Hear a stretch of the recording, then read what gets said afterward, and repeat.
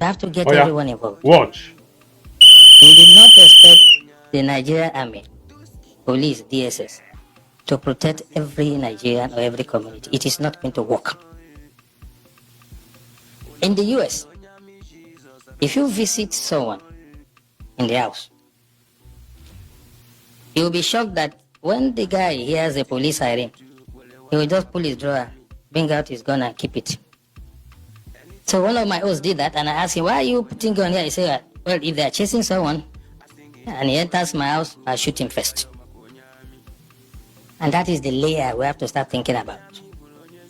How can you create first line of defense? The military, police, and other security agencies are to deal with the bigger ones, the organized ones. But it is impossible for us to deploy to every community in the country. It is unimaginable that any security agencies that has the resources to do it. A group of terrorists, the Boko Haram, then had invaded Azad. They were shooting in an attempt to kidnap, and the community chased them. They killed some members of the community, but the community members killed all of them. The last guy, Khalid, climbed onto a tree and was fired. The community stood, they were resilient, and they killed Khalid. Since that day, there has not been one terrorist attack in Azad. As a matter of fact, the former head of state, General Ibrahim Badamasi Babangida, said, and I quote, "If we want to stop or curb this terrorism, we shall emulate the Azari example."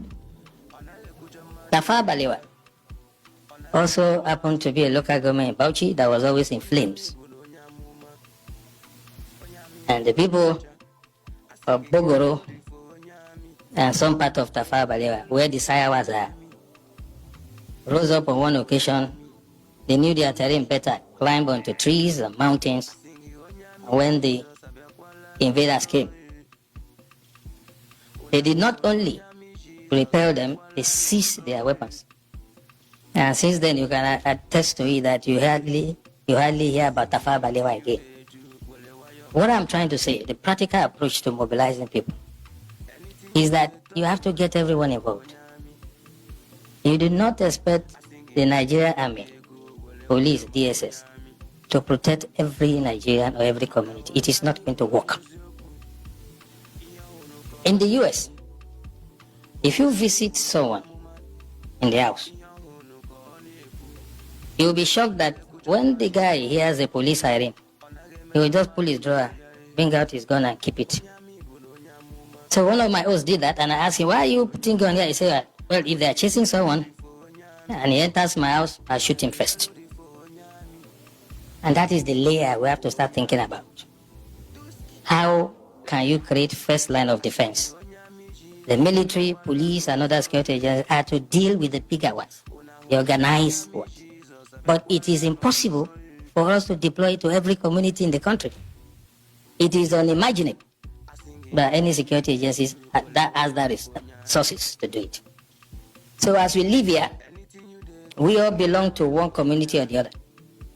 What we have to start experimenting is how we can make the community to prepare first, if the first line of defense for it. General Wahab said it clearly.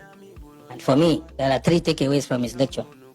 By the way, the general and I were guest speaker at one program in our office, so I'm not surprised that his dexterity. He has developed some sort of expertise in what it is. But 3 things for me. He asked us a question.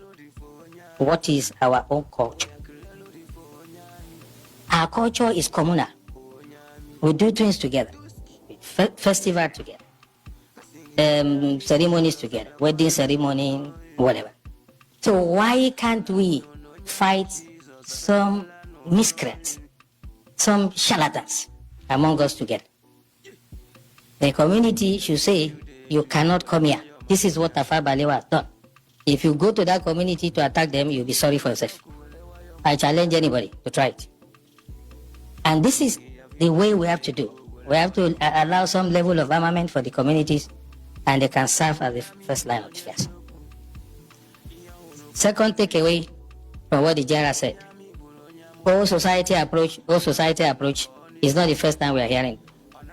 But what I'm saying, the way to do it is when we live here, those of us who have some influence, the elites in society, discuss with your communities, come to us, get some sort of approval and guidance, and then we can stop discrimination. You can imagine you call sector, let's say sector 4 or whatever, sector of the army, to come to this community if there's an attack.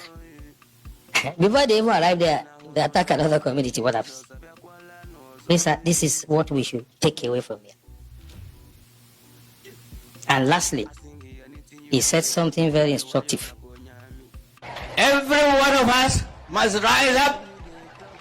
The armed forces are not neutral. They collude.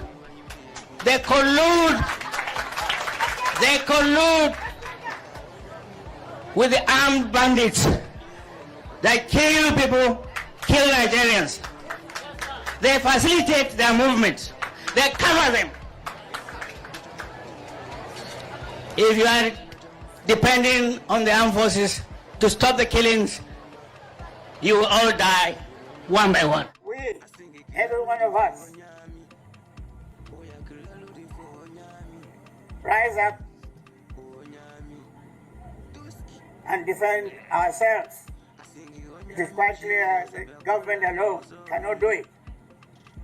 I have warned very long time ago in a speech in Mukari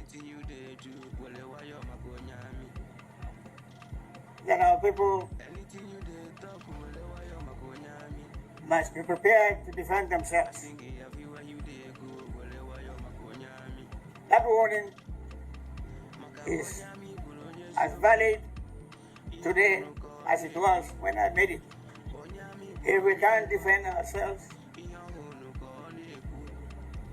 we'll abandon this country. All hail Biafra, all hail Biafra, all hail Biafra.